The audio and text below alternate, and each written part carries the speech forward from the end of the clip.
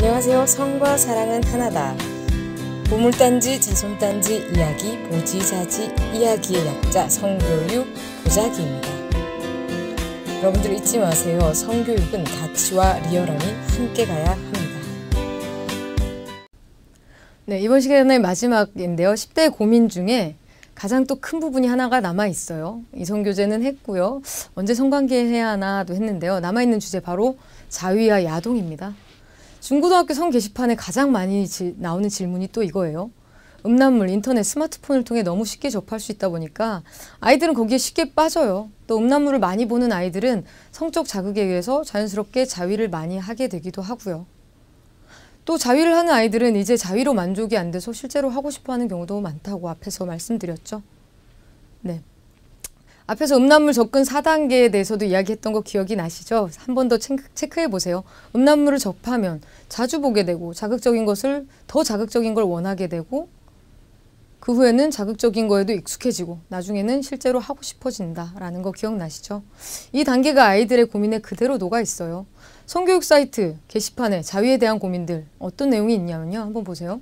중학교 2학년이 되는데요. 요즘 성욕이 너무 과도해요. 학원에서 여자애들 스키니진 입은 것만 봐도 불끈불끈하고 욕구를 해소하려고 이제 딸딸이라고 하죠. 자위를. 딸딸이 치는데 집중이 너무 안 되고 피곤해요. 뭐 이렇게 고민하는 친구도 있고요. 일주일에 주말 빼고 거의 자위하는데요. 죄책감도 들고 아 이거 뭐 하는 짓인가 싶습니다. 끊고 싶은데 어떻게 해야 돼요? 또 요즘 뭐 여학생들도 있어요. 저 중1 여잔데요. 자위를 합니다. 다른 애들은 안 하는데 저만 하는 것 같아서 되게 부끄러워요. 어떻게 하죠? 이렇게 요즘은 남학생, 여학생 할 거 없이 자위에 대한 고민 굉장히 많이 합니다. 예전부터 남자아이들의 자위는 당연스럽게 여겨졌는데요. 그럼에도 불구하고 아이들 죄책감이 있어요. 힘들어하고 있고요. 요즘은 또 종종 여자아이들도 자위를 하는 경우가 많이 있고 뭐 서로 또 정보 교환하는 경우도 있더라고요. 자, 자위에 대한 우리가 또 정의를 한번 해봐야겠죠. 자위, 아이들이 죄책감 때문에 또 성이 굉장히 일그러질 수 있으니까요. 자위, 자기 마음을 스스로 위로함이라는 멋진 뜻입니다. 한문으로. 뜻이 참 좋죠. 성으로 인해 아이들이 죄책감을 가지면 나중에 성인이 되어서도 성에 대한 부정적인 영향을 줄 수 있어요. 이 아이들이 고민하는 이유는 죄책감도 있지만 또 중독이 되어서 스스로도 끊기 힘든 상태이기 때문인데요.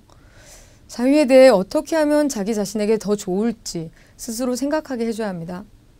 그 대답을 위해 먼저 자위의 장단점을 알아보는 것 중요하겠죠. 아이들의 대답은 이래요. 장점이 뭐야? 라고 하면 뭐 욕구 해소되고요. 스트레스 해소되고요. 아 그리고 또 뭐 성범죄도 예방되는 것 같아요. 자위. 뭐 이렇게 얘기를 해요. 그리고 단점이 뭐야? 라고 얘기하면 단점은 좀 피곤하고 집중이 안 돼요. 뭐 이 정도로 얘기를 합니다. 실제로 뭐 과하게 하면 뭐 피부나 신장에 영향을 미칠 수도 있지만 지금 건강한 청소년들에게 당장의 문제는 없어 보입니다. 자신의 몸에 대한 탐구이고 또 알아가는 과정이기도 해요.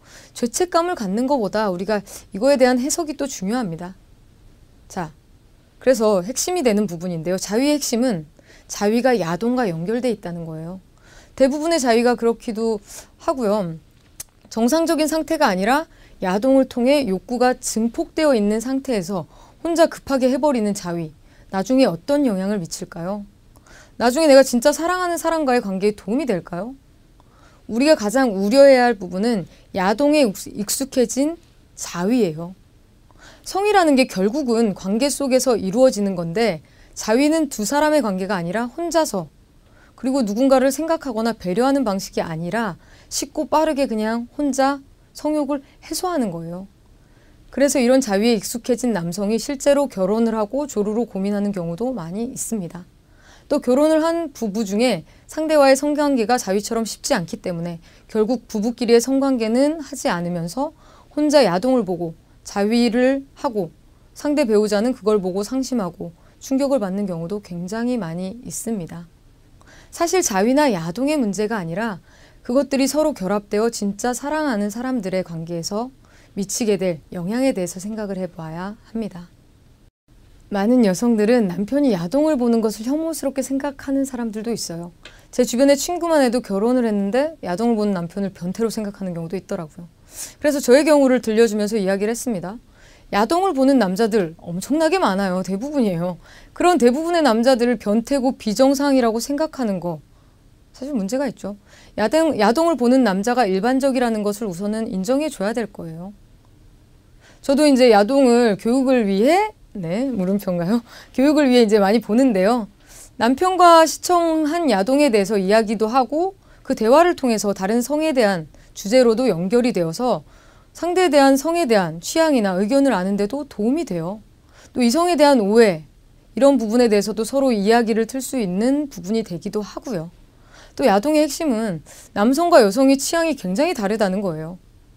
야동을 볼 때 다른 곳에 집중을 하고 남성의 경우 이제 성기가 집중적으로 나오는 그런 야동을 좋아하고요. 여자의 경우 어때요? 그런 것보다 뭐 사랑하는 분위기, 스킨십 위주의 이런 관계를 좋아하죠. 그래서 그런 부분이 서로 다르다는 것.